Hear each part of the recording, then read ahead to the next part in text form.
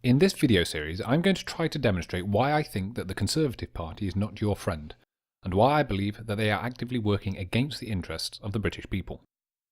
I want to stress at this point that I am not endorsing or advocating for any other political party in this video. In this first video, I want to look at the issue perhaps most closely associated with the Conservative Party, privatisation. For the purposes of this video, by privatisation, I mean the selling of public bodies or assets to private profit-making businesses.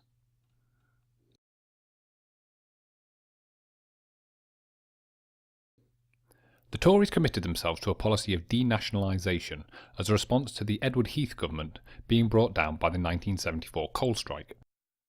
In the early Thatcher years, privatisation was not on the top of the list of priorities, although she did introduce a degree of privatisation by selling off already profitable entities as a means of raising revenue and thus reducing public sector borrowing. Amid the recession of the early 1980s, Tory MPs began to propose privatisation as a solution by extolling the virtue of the discipline in the market. The idea was that market forces could make British utilities and businesses more efficient and productive, and thus competitive relative to their continental rivals. This led to an expansion of privatisation to include public utilities such as British Gas and British Telecom. Margaret Thatcher's third term saw privatisation put on steroids, with British Steel, BP, British Airways, Rolls-Royce, and more utilities including water and electricity sold off into private ownership. This time there was greater opposition to these sales, which is perhaps what prevented the government from pushing for the privatisation of the Post Office and the National Health Service.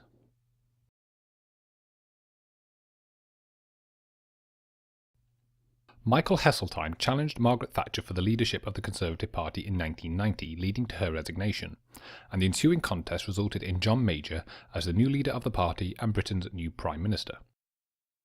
In the early 90s, the UK entered a recession, and polling had shown the Tories slipping behind Labour. Despite repeated calls from Labour leader Neil Kinnock to hold a general election, it wasn't until 1992 that John Major called for an election for the 9th of April. John Major got on his soapbox quite literally and attacked Labour hard on their taxation policy. Exit polls on election night predicted a hung Parliament. Despite these predictions, however, the Conservatives won a fourth consecutive term, but with a reduced majority of 21 seats.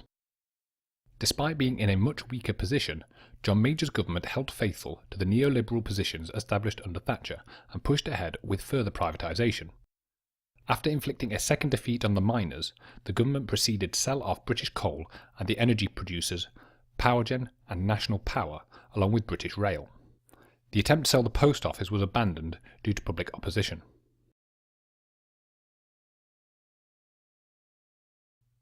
It is important to mention that privatisation has not solely been the purview of the Conservative Party. As a result of losing 4 elections in a row, the new Labour leader Tony Blair began a series of reforms designed to make the party more electable. He dragged the party away from its socialist roots by altering Clause 4 of the party constitution, endorsed free market economics, and rebranded the party as New Labour.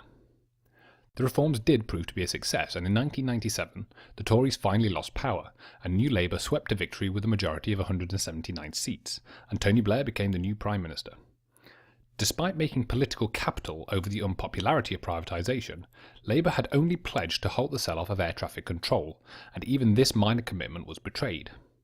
Thatcherism had been so successful at destroying the trade unions and demoralising the political left that there was nothing to stop New Labour from pursuing a neoliberal agenda of their own. With New Labour, privatisation took on a new form, the Private Finance Initiative. PFIs were a method of raising money for public infrastructure projects such as schools, hospitals and the London Underground from private capital rather than by raising taxes.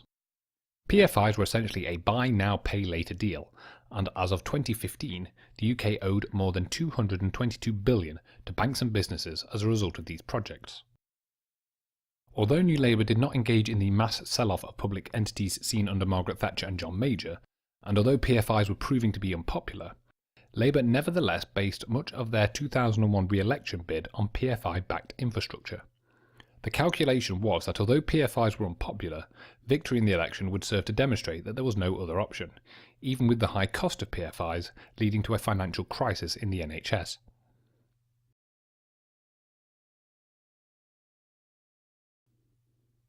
In 2010, the Tories found themselves back in power, although with no overall majority, forcing them to enter into a coalition with the Liberal Democrats, with Conservative leader David Cameron as Prime Minister and Lib Dem leader Nick Clegg as his deputy. Despite having no clear mandate, the government nevertheless resurrected Thatcherism and pushed ahead with a new series of privatisations. So let's see now what the results of some of these privatisations have been. Back in 1993, those opposing the privatisation of British Rail made some predictions. They predicted that privatisation could lead to higher fares, higher state subsidies and reduced services. The then Transport Secretary John McGregor told the House of Commons in February of 1993, "I see no reason why fares should increase faster under the new system than they do under the present nationalised industry structure." Well, who was right? Research by Barry Doe for Rail magazine showed that fares have almost universally risen at a level well above the rate of inflation. A single ticket from London to Manchester has gone up by 208%. We spend more on subsidising our privately run rail network than we did when the network was nationalised. According to a 2013 report, nearly $3 billion was spent on the 5 most expensive rail companies.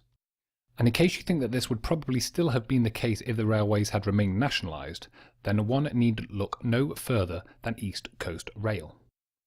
East Coast Rail was renationalised from 2009 to 2015, and during that time it relied less on public subsidies than the other 15 privately run rail franchises and even managed to bring in a profit for the Exchequer of around £1 billion.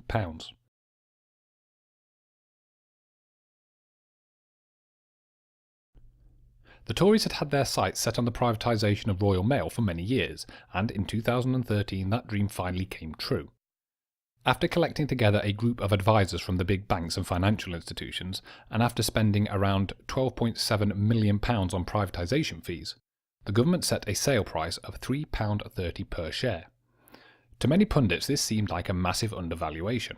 After all, the government had hired a new chief executive the previous year who had engineered a 60% surge in profit at the Royal Mail. Now remember that these big banks and financial institutions were not only advising the government on a sale price, but were also placing those shares with their clients. Take the example of Goldman Sachs, who were brought in to advise the government on a sale price, but who only weeks after the sale were predicting a share price of £6.10, almost twice what their advisors had told the government. Not surprisingly, after the sale, the share price rocketed, finally reaching a height of just over £6, and Goldman Sachs offloaded around 4.5 million Royal Mail shares at close to the top of the market. This massive undervaluation probably resulted in the taxpayer losing out on around £1 billion. And the annoying thing here, beside the obvious case of crony capitalism, is that Royal Mail was making a profit. The reason the government gave for selling Royal Mail was that as people were sending fewer letters and internet shopping had increased the use of parcels, private investment was needed to make the Royal Mail fit for the 21st century. The unions argued that investment should come from the public sector. After all, the Royal Mail returned nearly £500 million to the Exchequer the year before the sale. Of course, as the experience with British Rail should have taught us, privatisation tends to lead to price increases.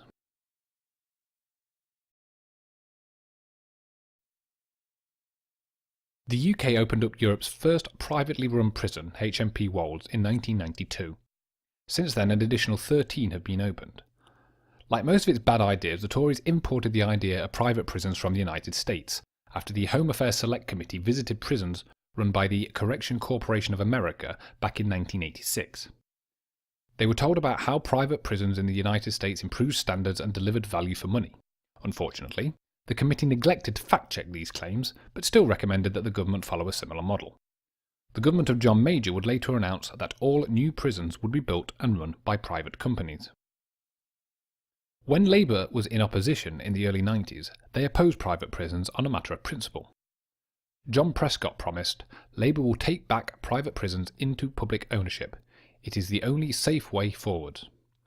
Jack Straw stated that it is not appropriate for people to profit out of incarceration. This is surely one area where a free market certainly does not exist. He too promised to bring these prisons into proper public control and run them directly as public services. However, within his first 7 weeks as Home Secretary, Straw renewed one private prison contract and launched 2 new ones. A year later, he announced that all new prisons in England and Wales would be built and run by private companies under the Private Finance Initiative.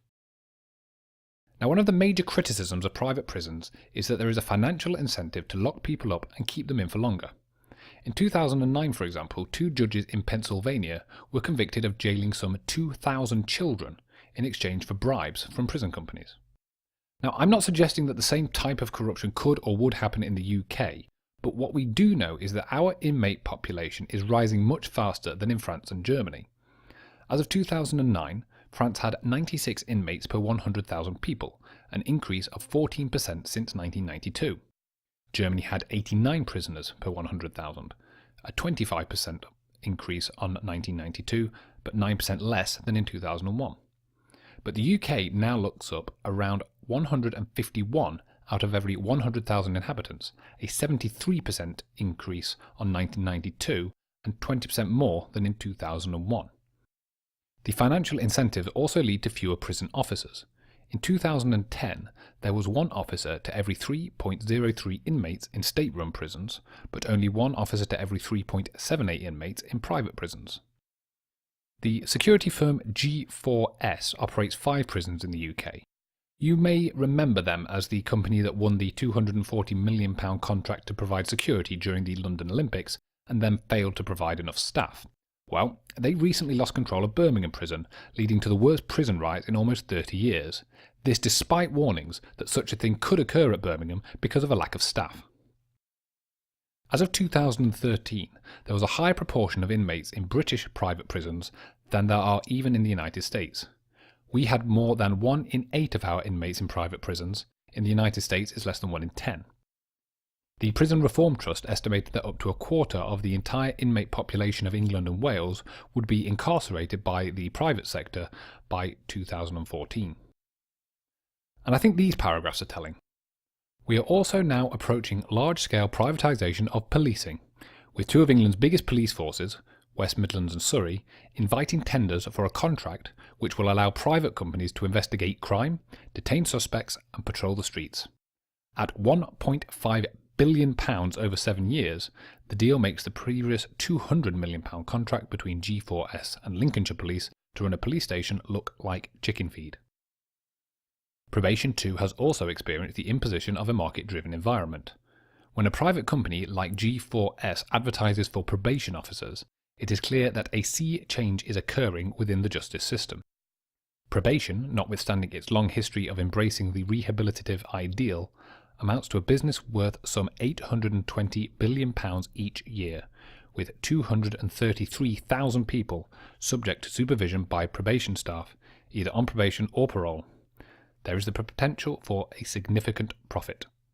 As far as I am concerned, there should not be a profit motive in the justice system.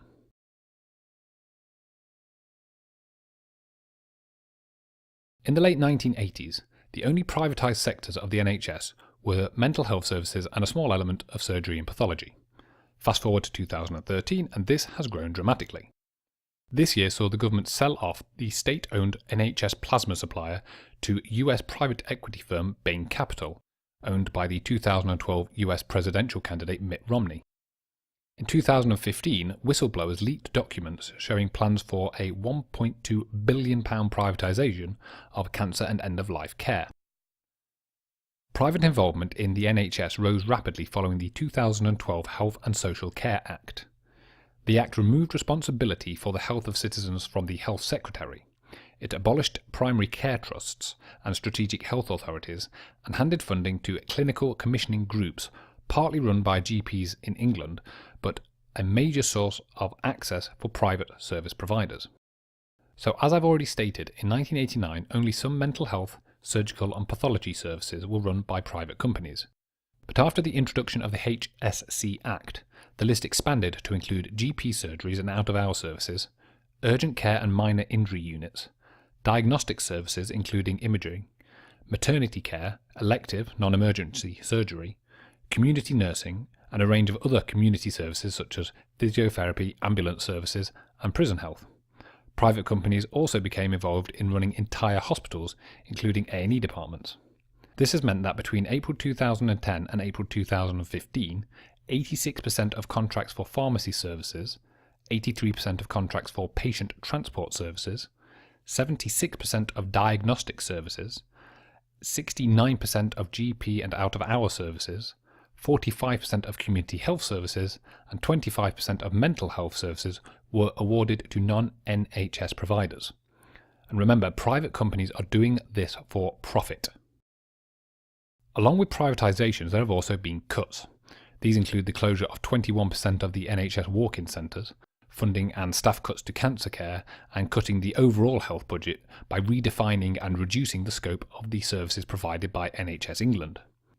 This is having exactly the effect that you would expect. The NHS is in crisis. Despite the fact that extra money is being put into the health service, it is not keeping up with demand, and reports suggest that there could be up to a £22 billion black hole in the NHS budget by 2020. It should not come as any surprise that this has affected the quality of the health service. There have been a significant rise in the number of people reporting never events, serious incidents that are wholly preventable but can sometimes be fatal. These are failures of service that in 2012 were up by 84%. And the public is of course beginning to notice. Satisfaction with the way that the health service is run fell from 70% in 2010 to 58% in 2011, according to a survey by the King's Fund. As it was under Thatcher, the objectives of privatisation seem to be not only about reducing public sector borrowing. Privatisation is seen as a way of getting more money into circulation as capital. The problem is that the private sector has become so utterly stagnant, so the ongoing crisis is not just a fiscal or a financial problem. All over the world, there are trillions of pounds being kept by corporations because they see no viable options for profitable investment. In the United States, there is something like $1.7 trillion being held by companies. In the Eurozone, it's around €2 trillion, and in the UK, it's around £750 billion. So the ideology behind privatisation seems to have utterly failed. Public sector borrowing has continued to rise, and far from seeing money circulating through the economy, it has steadily trickled upwards and stayed there.